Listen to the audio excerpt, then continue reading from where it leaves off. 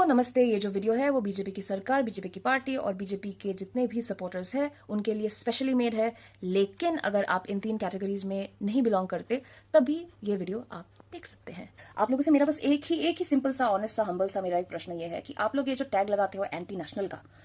और ये आजकल आप लोग किस में भी डाल रहे हो, ये आप लोग क्यों डालते हो? मैं बस समझना चाहती हूँ, क्योंकि देखिए अभी 170 दिन 170 डेज वांगचुक सर को under the national security act आप लोगों की सरकार ने उनको जेल में रखा, एंटी नेशनल करार किया। ये था सितंबर 2025 to March 2026 and this was during the Ladakh protest. ये हुआ, उसके बाद आते हैं सीजेपी में, कॉकरोच जनता पार्टी की जो मूवमेंट बनी, उसको वायरलिटी मिली, पॉपुलैरिटी मिली अमंगस्ट यूथ, उसको भी आप लोगों ने एंटी नेशनल बोला, उन सीजेपी के प्लेटफॉर्म को भी आप लोगों ने सस्पेंड करवाने की कोशिश की। ये जो आप लोग का हैबिट बन चुका है, मेरा ये भी सवाल है कि क्या आप लोग सच में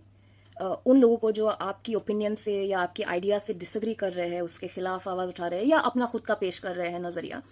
आप लोग उन लोगों को सच में एंटी नेशनल समझते हो या ये आपकी एक स्ट्रैटेजी है just to dismiss their arguments?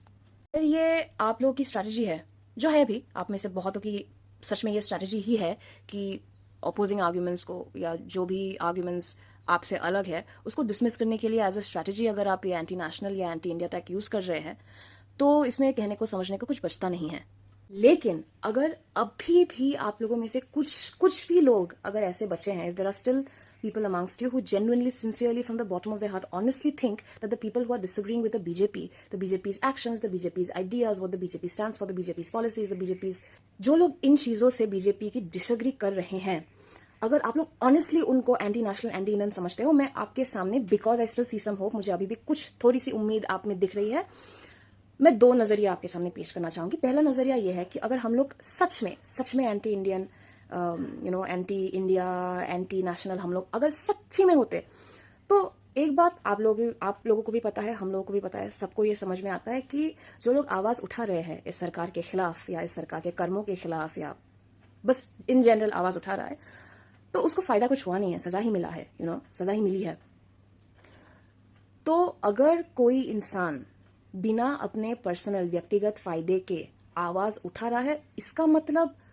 तो यही हुआ ना कि वो सच में इंडिया की केयर करता है। देखिए पर्सनल फायदा तो हो नहीं रहा है, मिल रही है तो सजा ही मिल रही है। तो सजा मिलने की चांसेस के बावजूद अगर कोई इंसान आवाज उठा रहा है तो उसका मतलब that person cares a lot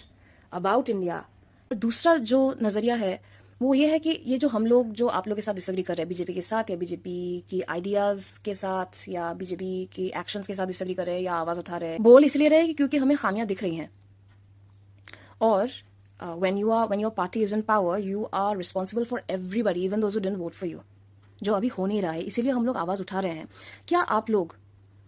जो हमको सच में एंटी नेशनल, एंटी इंडियन समझ रहे हैं, क्या आप लोग हमें इस तरीके से, इस नजरिए से नहीं देखने की कोशिश कर सकते कि यार ये लोग भी तो हमारे साथ रह रहे हैं, भारतीय नागरिक है, these are our fellow Indians, यार ये लोग क्यों डिसएग्री कर रहे हैं, इनको क्या ऐसा दिख रहा है जो हमें नहीं दिख रहा? शायद इनके पास कुछ अच्छे आइडियाज हो, क्यों ना हम इनकी बात सुन ले, क्योंकि देश तो सबका है और सरकार सबकी है। The government is responsible, as I said,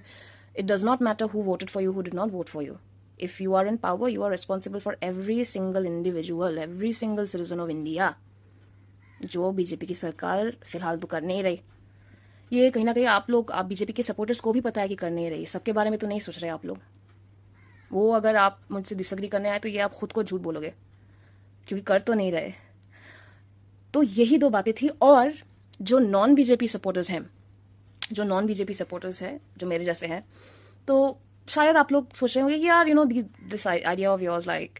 it's a little too simplistic या idealistic या even performative, but in my very honest, humble, sincere opinion, यार लाइफ में ना कुछ चीजें होती है दुनिया में जो फंडामेंटली एक्चुअली में इतनी ही सिंपल होती है। The main point is the thing that we are lacking the most right now in the Indian socio-cultural conversation and in our political discourse is human to human understanding, और जिसकी कमी की वजह से, due to the lack of which ये हालत हो रहा है हमारी सोसाइटी का, या फिर now at this moment the things that are happening with Wangchuk sir and the government not listening to the pleas, and 14 students, at least 12, कम से कम 12 स्टूडेंट्स, 12 बच्चे अपनी खुद की जान ले चुके हैं because of this NEET fiasco. और अब तो ऐसे लगने लग रहा है कि मेन टॉपिक जो है ये सरकार भूल रही है। आप लोग ईगो पे आ गए हो कि ओ सोनम वांगचुक क्यों कर रहे, वो क्यों कर रहे, सीजेपी क्यों आवाज उठाएगी, सर का 8 किलो वजन घट चुका है फिर भी nobody is caring, I mean the government is not caring. So तो ये हो रहा है समाज में.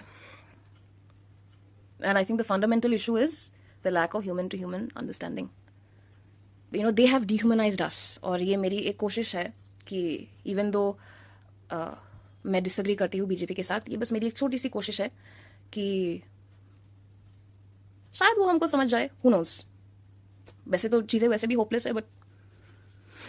जब इतना सब कुछ होपलेस है ही तो क्यों ना एक और कोशिश कर लिया जाए, जस्ट इन केस.